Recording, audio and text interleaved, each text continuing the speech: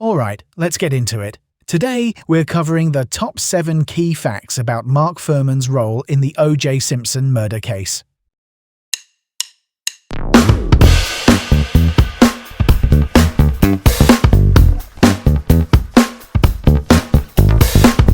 Welcome to Cliff Notes' 7 to Know. I'm Cliff Notes. Here's the deal. In the next few minutes, you'll lock down 7 facts about Mark Fuhrman's involvement in the Simpson case, so you're ready for class, quizzes, or just a sharper conversation. Fuhrman facts fuel formidable forensic feats. Fact number 1. Mark Fuhrman was one of the first detectives at the O.J. Simpson crime scene. In simpler terms, he arrived in early June 1994, just after Nicole Brown Simpson and Ron Goldman were found, placing him at the center of the investigation from the very start. That timeline matters. Being early shapes what you see, what you secure, and how the story of the evidence gets told. Test question. Who was one of the first detectives at the crime scene? Correct answer. Mark Fuhrman. Memory aid. First on scene, Fuhrman was keen. Okay, moving forward. Fact number 2. Fuhrman found a bloody glove on Simpson's property. Specifically, he located a right-hand glove at the Rockingham estate that matched a left-hand glove recovered at the murder scene. DNA testing indicated it contained blood from both victims. From a practical angle, that's the kind of linkage prosecutors dream about. However, the defense later alleged the glove was planted, but they presented no direct proof of fabrication. Test question. What did Fuhrman find on Simpson's property? Correct answer. A bloody glove. Memory aid. Found a glove, fits like a love. Let's move right along. Fact number 3. Fuhrman's credibility was attacked due to racist language on tapes. The defense used interviews recorded by Laura Hart McKinney in which he used racial slurs to argue bias and to challenge the integrity of the investigation. Here's the key point. Even limited excerpts were enough to hurt the prosecution's narrative because credibility is the lens through which jurors evaluate evidence. Test question. What was used to attack Fuhrman's credibility? Correct answer. Tapes of racist language. Memory aid. Tapes and slurs, credibility blurs. Alright, next up. Fact number 4. Fuhrman denied using racial slurs in the past decade under oath. Let's clarify. That denial was contradicted when the tapes surfaced, which severely damaged the prosecution and set up a perjury case. What matters most is that a single false statement on the stand can color how jurors view every piece of evidence you touched. Test question. What did Fuhrman deny under oath? Correct answer. Using racial slurs. Memory aid. Denied with a lie led to a fry.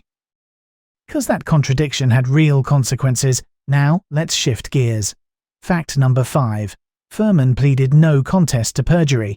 He accepted a plea focused on the false testimony about slur usage.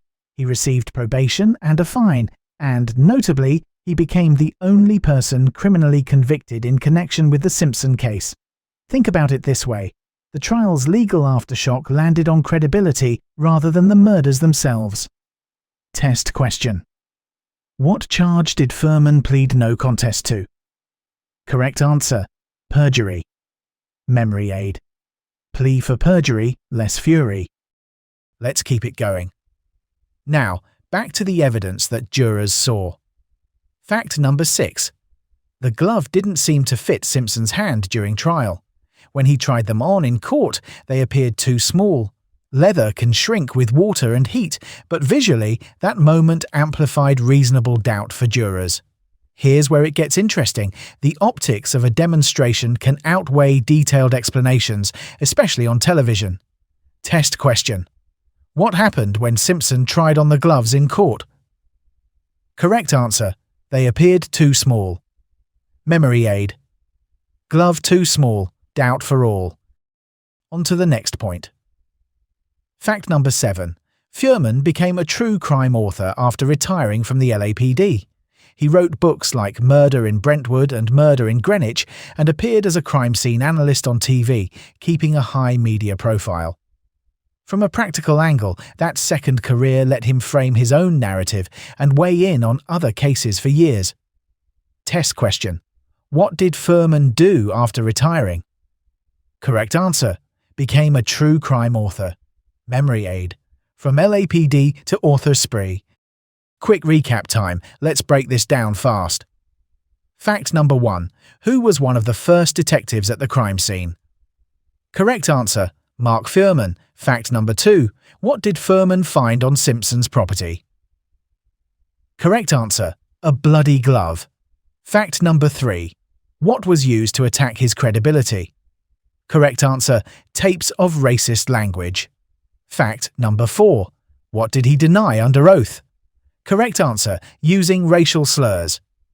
Fact number 5. What charge did he plead no contest to? Correct answer. Perjury. Fact number 6. What happened when Simpson tried on the gloves? Archine. Correct answer. They appeared too small. Fact number 7. What did Fuhrman do after retiring? Correct answer. Became a true crime author. That's it for today. You've mastered the top 7 facts about Mark Fuhrman's role in the O.J. Simpson case. Keep this fresh in your mind, trust your prep and ace it. Alright then, let that sink in.